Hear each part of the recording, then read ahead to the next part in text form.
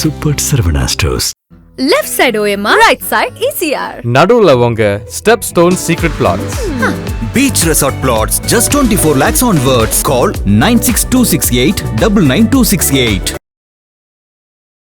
திமுகவில் 4 இருக்குது. அதில் யார் கொடுக்க போகிறாங்க? ஒன்று தான் அலாட் பண்ணுவாங்க. அவங்க 3 எல்லாம் கொடுக்க மாட்டாங்க. அவங்களுக்கு ராஜ்யசபா ஸ்ட்ரென்த் வேணும். எல்லாத்தையும் தீங்கே கொடுத்துட்டு அவங்க என்ன பண்ணுவாங்க? கூட்டணி இல்லாமல் வெற்றி பெற முடியாதுன்ற அடிப்படை விழுமியத்தை அவர் ஏற்க மறுக்கிறார். எத்தனை தேர்தல் நின்றாலும் அவர்கள் வெற்றி பெற முடியாது. 30% கிராஸ் பண்ணால் தான் வெற்றி. இது தடவை நின்று ஜெயிச்சா 6வது தேர்தல் தோல்வி, தொடர் தோல்வி 6வது. அப்போ கட்சியோட வாக்குகளே செதறும். இன்றைக்கி அவர் வாக்கு வங்கியில் ஒரு குறிப்பிட்ட சதவீதம் விஜய்க்கு போகுது. அவங்க சொல்கிற காரணம், நாங்கள் 2 தடவை போட்டால் அவர் ஜெயிக்கல, எத்தனை தடவை போட்டாலும் அவர் ஜெயிக்க மாட்டார், எதுக்கு போடுவோம், விஜய்க்கு ட்ரை பண்ணலாமேன்றாங்க. இந்த எலெக்ஷன் பிடிக்குதோ பிடிக்கலையோ விஜயை சுற்றி தான் சுழல போகுது. விஜயை பார்த்து 2 கட்சிகளும் வயிற்றுல புளிய கட்டின்னு இருக்காங்க. உள்ள பயத்தில் நடுங்கிட்டு இருக்காங்க. வெற்றி வாய்ப்புள்ள ஒவ்வொரு திமுக அண்ணா திமுக எம்எல்ஏவும் இன்க்ளூடிங் மினிஸ்டர்ஸ் எல்லாம் விஜய் ஃபேக்டர் பாடாப்படுத்துது அவங்கள.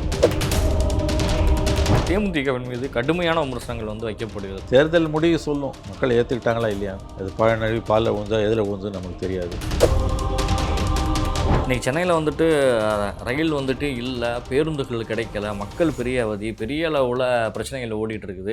சதன் ரயில்வே அதை பங்கிளிங் பண்ணிட்டான்றாங்க. 45 நாள்ன்றாங்க, பொறுத்தழுகன்றாங்க. ரொம்ப மோசமாக இருக்குது. இது மோடி அரசாங்கம் ரயில்வே டிபார்ட்மெண்ட்டோட ஒரு அட்டூழியம். அது 45 நாளைக்கு நீ மாற்று ஏற்பாடு பண்ணாமல் எதுக்கு திடீர்னு ட்ரெயின் எல்லாம் கட் பண்ண? இதே பாம்பே வந்தால் நேரம் 10 ட்ரெயினை கொளுத்திட்டு இருப்பானுங்க. அண்ணாமலைக்கு பழைய மவுசு இல்லைன்றது உண்மைதான். ஒரு காலத்தில் கை ஓங்கியிருந்த அண்ணாமலை இன்று கொஞ்சம் பலவீனமாக தான் இருக்கார், நல்லாவே தெரியுது. அவரே அவரோட பலம் பலவீனமாக மாறி போனார். அவருடைய விளைவுன்ற அந்த கட்சி அனுபவிக்கிறது.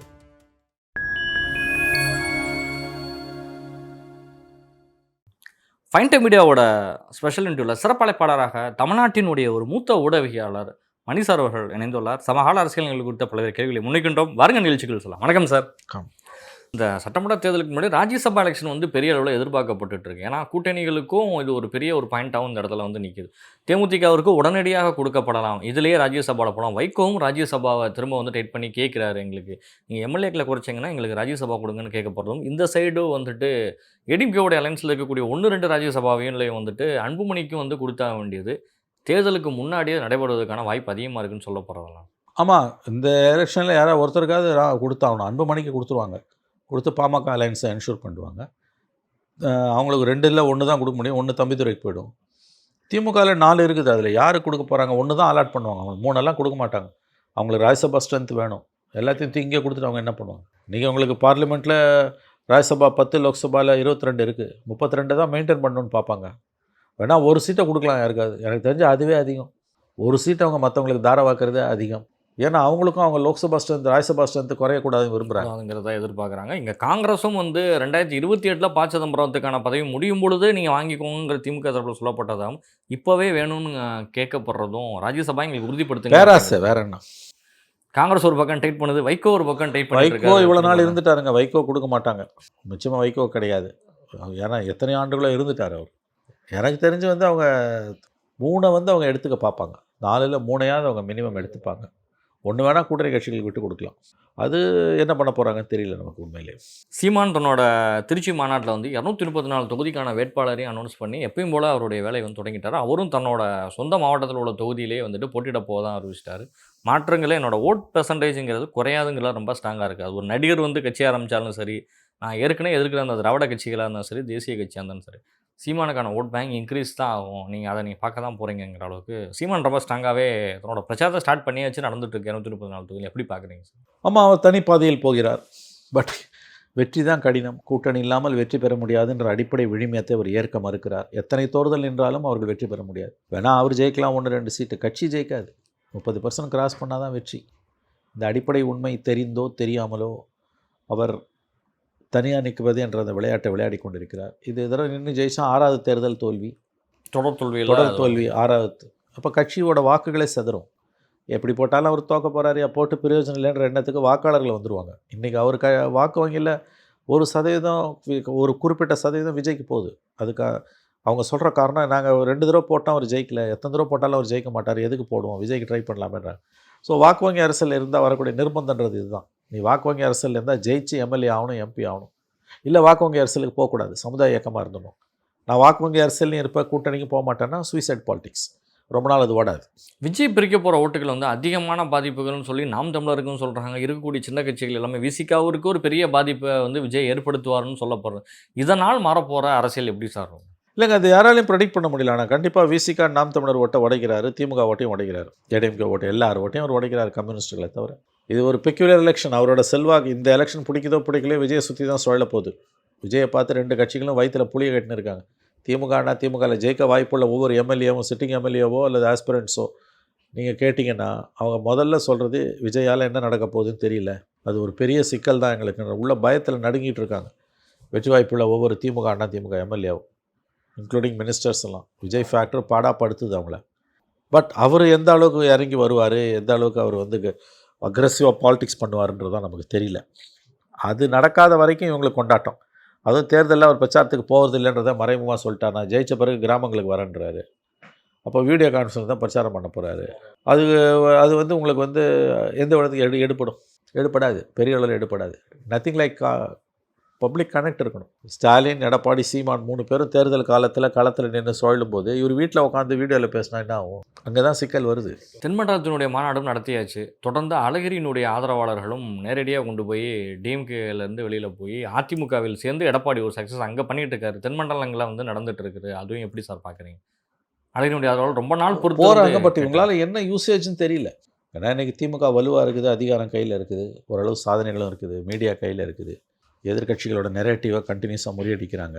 ஆகவே இதில் நம்ம வந்து இந்த விஷயங்களை இப்போதைக்கு ப்ரெடிக்ட் பண்ண முடியாதுன்னு தான் எனக்கு தோணுது. கொஞ்சம் வெயிட் பண்ணணுமோ தான் எனக்கு தோணுது. ஆனால் இது ஒரு பெரிய அளவில் வந்துட்டு திமுகவினுடைய மாநாடுகள் தொடர்ந்து நடந்துட்டு தான் இருக்குது. தென்மண்டல மாநாடு நடத்துகிறாங்க, கோயம்புத்தூரில் நடத்துகிறாங்க, திருச்சியில் இப்போ நடத்த போகிறாங்க. அது எலெக்ஷன் டைமில் அவங்க ரொம்ப நடத்துவாங்க. திருச்சி மாநாட்டில் எல்லாரையும் ஏற்றிடுவாங்க.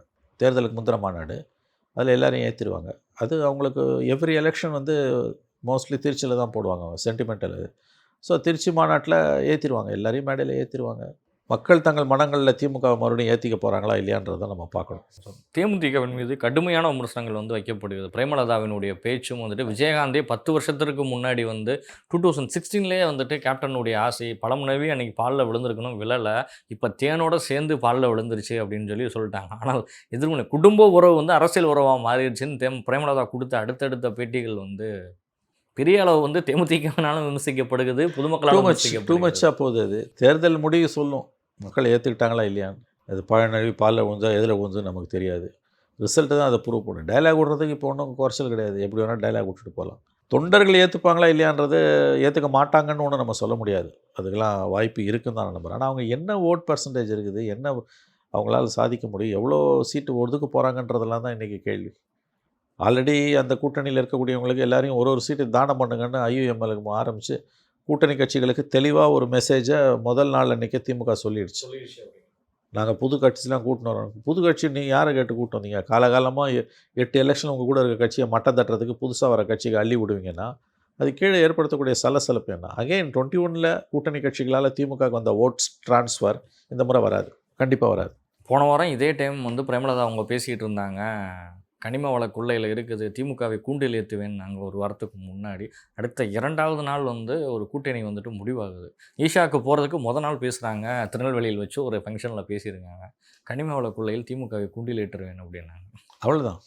அடுத்த நாள் எப்படி போக வேண்டியது? அப்போ என்ன நடந்திருக்குன்றதை புரிஞ்சுக்கலாம். ரொம்ப டைலாக் விட்டால் சரண்டர் ஆக போகிறான்னு அர்த்தம். ரொம்ப வேகமாகவே போய் சரணன் மறுநாள் ஆகிட்டாங்க. 20 வருஷம் விஜயகாந்தோடைய கனவு வந்து உடச்சிச்சு. விஜயகாந்தோடைய ஆன்மா மன்னிக்காதுன்னு எல்லா கட்சியிலும் பேட்டி கொடுக்குற ஒரு சுச்சுவேஷன் ஓடி. விஜயகாந்த் ஆன்மா விஜய் அவர் இருக்கும்போதே வந்து செயலிழந்து விட்டது. ஜெயலலிதா எப்போ கூட்டணியை முறிச்சாங்களோ அன்றைக்கே முடிஞ்சு போச்சு. அது பிறகு தோல்வி தானேங்க. 14 தோல்வி, 16 தோல்வி, 19 தோல்வி, 21 தோல்வி, 24 தோல்வி, 5 தேர்தலில் தோல்வி 5 வருஷத்தில், 8 வருஷத்தில். இந்த எல்லா தோல்வியிலையும் சுதீஷ் தான் வந்துட்டு தொடர்ந்து தோத்துருக்காரு. மற்றவங்களாச்சும் எம்எல்ஏ ஆயிருக்காங்க. ஆனால் சுதீஷருக்கு ராஜ்யசபா அப்படிங்கிறது வந்து பெரிய அளவில் எதிர்ப்பு சொல்கிறாங்க. அது எந்த அளவு உண்மைன்னு தெரியலங்க. அதெல்லாம் வந்து ப்ரெடிக்ட் பண்ண முடியல. டிஎம்கேவை அவ்வளோ சீக்கிரம் தேமுதிகலேருந்து வரவங்களுக்கு அவங்க சீட்டை கொடுத்துருவாங்களா? அது ராஜ்யசபா சீட்டு கொடுப்பாங்கன்னு எனக்கு தெரியல. கொடுக்க மாட்டாங்கன்னு நான் சொல்லலை, கொடுப்பாங்களான்னு எனக்கு தெரியல. கடந்த கால வரலாறை பார்த்தா பெரிய பெரிய பதவிகளில் உடனே எல்லாம் அவங்க கொடுத்ததில்லை. கொஞ்சமாவது அந்த இன்குபேஷன் பீரியடுன்னு அதை பார்த்துட்டு தான் கொடுப்பாங்க. பட் அஃப்கோர்ஸ் இப்போ டைம் இல்லை அப்படிங்கிறது ஒரு ஷார்ட் டைமுக்குள்ளே பண்ணியே ஆகணும் அப்படிங்கிறது. அப்போ காம்ப்ரமைஸ்க்கு தான் போய் ஆகணும்.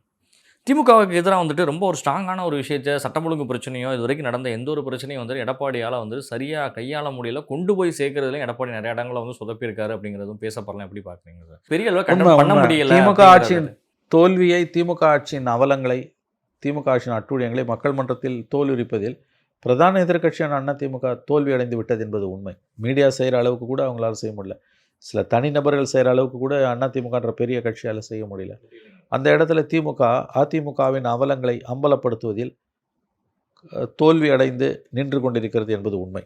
இன்றைக்கி சென்னையில் வந்துட்டு ரயில் வந்துட்டு இல்லை, பேருந்துகள் கிடைக்கல, மக்கள் பெரிய அவதி, பெரிய அளவில் பிரச்சனைகள் ஓடிட்டு இருக்குது. ஆனால் திமுகவினுடைய கூட்டணி கட்சிகள் யாருமே பெருசாக அந்த விஷயத்தை எடுத்து வந்து இன்றைக்கி ஒரு அறிக்கை கொடுக்கறது கூட ரெடியாகல. முடிந்த அளவுக்கு ஏதாச்சும் ஒன்று பண்ணுங்க அப்படிங்கிற அளவுக்கு லட்சக்கணக்கான மக்கள் வந்து பஸ் கிடைக்காம ஓடுற அளவுக்கு ஒரு கூட்டம் வந்து இன்றைக்கி சென்னையில் ஃபார்ம் ஆகிட்டு இருக்குது. நிறைய இடங்களில் வந்துட்டு பேருந்து நிலையங்களில் போராட்டம் நடந்துகிட்ருக்கு. கிளாம்பாக்கத்தில் இருந்து தாம்பரம் போகிற இடத்துல இருந்து எல்லா இடங்களையும் போராட்டங்கள் நடந்துகிட்டு இருக்குது. சதன் ரயில்வே அதை பங்கிலிங் பண்ணிட்டான்றாங்க.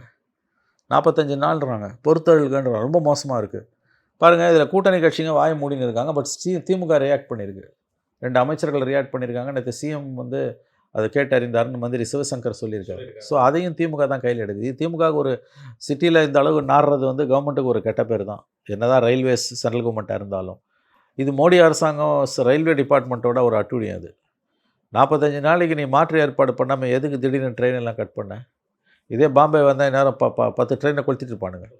5 லட்சம் 10 லட்சம் பேர் டிராவல் பண்ணுற இடம் எப்படி அந்த பஸ் ஃபெசிலிட்டி கொடுக்கறதுக்கும் எந்த ஸ்டேட் கவர்மெண்ட்டாலையுமே முடியாதுங்கிற ஒரு நிலமையில தான் இருக்குது. அவ்வளோ பேருந்துகளுக்கு எங்கே போவாங்க? அவ்வளோ பேரையும் அக்காமடேட் பண்ணணும் அப்படின்னா சிக்கல் தான் அது. அடுத்து என்ன, இப்போ தான் வந்து 5 நாள் ஆயிருக்குன்னா 40 நாள் வண்டியை ஓட்டி ஆகணும். அவன் ரயில்வேஸ் திருந்துற மாதிரி இல்லை. அது மோடி கவர்மெண்ட்டோட ரயில்வேஸ் வந்து ஆணவத்தின் உச்சாணி கும்பல தான் ஆடிட்டு இருக்கோம். எலெக்ஷன் டைமாகவும் இருக்குது, அது திமுகவும் இருக்கும். ஒரு அந்த 30 நாளுங்கிறது எலெக்ஷன் தேதி அறிவிக்கப்படுற. ஆமாம், அந்த 40 நாளில் வந்து திமுக எதிராக தான் திரும்பும். ரயில்வேஸ் வந்து சென்ட்ரல் கவர்மெண்ட்டாக இருந்தாலும் மாநில அரசு மீது தான் பழி சுமத்தப்படும். அது அவங்க உணர்ந்து தான் இப்பயே பேச ஆரம்பிச்சிருக்காங்க. இது சீக்கிரமாக மாற்றுத் தீர்வை ரயில்வே, தென்னக ரயில்வே மேற்கொள்ளுது அவங்களுக்கு நல்லது. இல்லைன்னா கெட்ட பேர் பிஜேபிக்கும் போகும், திமுகவுக்கும் போகும். இறுதியாக ஒரு கேள்வி சார். அண்ணாமலை நயனாரேந்திரன் அண்ணாமலைக்கு இன்னமும் பொறுப்புகள் வந்து வழங்கப்படலைங்கிறதுல தொடர் அதிருப்தி இருந்துகிட்டு இருக்குது. எல்லா தலைவர்கள் டெல்லியிலேருந்து வந்தாலும் முன்னாடி அண்ணாமலை கூப்பிட்டு அடுத்தடுத்த மூவ்மெண்ட் போயிட்டு இருந்தது. இப்போ அது கேசவநாயக மாற்றத்திற்கு பின்னால் அது அப்படியே மொத்தமாக குறைஞ்சிச்சு. அண்ணாமலை முழுமையாக ஓரம் கட்டப்படுகிறாருங்கிற செய்திகள் எப்படி? இப்போ நயனாருக்கான ஒரு ஸ்பேஸ் வந்து அதிகரிச்சிருச்சு, நயனாரே இடம் கொடுக்க விரும்பலைங்கிறது வந்துட்டு தெல்ல தெளிவாகவே தெரிகிறது. அப்படிங்கிறது எப்படி பார்க்குறீங்க? உட்கட்சி விவகாரம், அண்ணாமலைக்கு பழைய மவுசு இல்லைன்றது உண்மைதான். மற்றபடி யார் ஜெயிப்பா யார் தோப்பான்றது நமக்கு தெரியாது. அது அவங்களோட உட்கட்சி விவகாரம். யார் கை ஓங்குதுன்றதை பற்றி ஒரு காலத்தில் கை ஓங்கியிருந்த அண்ணாமலை இன்று கொஞ்சம் பலவீனமாக தான் இருக்கார், நல்லாவே தெரியுது. ஆனால் முழுவதும் சுச்சுவேஷனை நயனாரால் எக்ஸ்ப்ளாய்ட் பண்ண முடியுமான்னு தெரியல. அவர் கேட்குற தொகுதியே கொடுக்கறதுக்கு தயாராக இல்லைங்கிற லெவலில் இருக்கு. அண்ணாமலை இருந்த வரைக்கும் நல்லதோ கெட்டதோ ஊடக வெளிச்சமாக திமுக இருக்குது. தடால் புடால் ஏதாவது பேசுவார், தடால் புடால்னு பேசுவார், விளைவுகளை பற்றி கவலையப்படாமல் பேசுவார்.